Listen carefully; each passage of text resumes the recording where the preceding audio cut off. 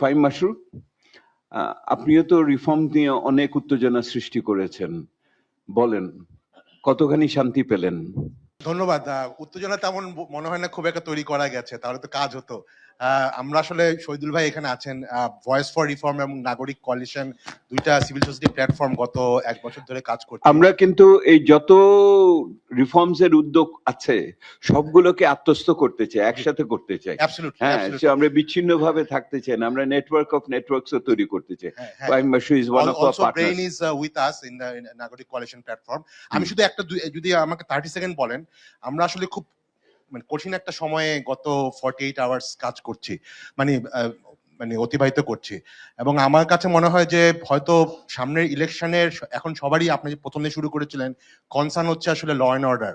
আমাদের শুধুমাত্র যে নাগরিকরা ভালো করে ভোট দিতে পারবে কিনা, ইভেন ক্যান্ডিডেটরাও আসলে কতটুকু সেফ অ্যান্ড সিকিউর থাকবে। তা আমি আসলে এখানে একটু, আমি যেহেতু নির্বাচন কমিশনের একজন আছেন, আমি জানি না নির্বাচন কমিশনের বদুল ভাইদের রিপোর্টে এটা হয়তো এসছে, অত বড় করে আসেনি। আনফর্চুনেটলি ইলেকশন বুথে বা ইলেকশন সেন্টারে সিসি ক্যামেরা বাধ্যতামূলক করার একটা দাবি কিন্তু নাগরিক কোয়ালিশন এবং অন্যান্য নাগরিক প্ল্যাটফর্ম থেকে বলা হচ্ছে অনেকদিন ধরে। ইভেন যে এখন আইসিইউতে জীবনের সাথে লড়ছে, হাদি কিন্তু এইটাকে ওয়ান অফ হিজ সিগনেচার একটা দাবি কিন্তু ছিল।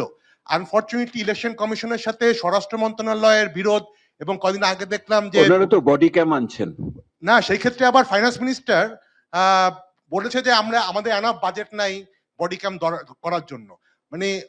যদিও বডি ক্যাম ইজ পুলিশের ব্যাপার, বাট ইলেকশন কমিশনের আন্ডারে হচ্ছে ব্যাপার।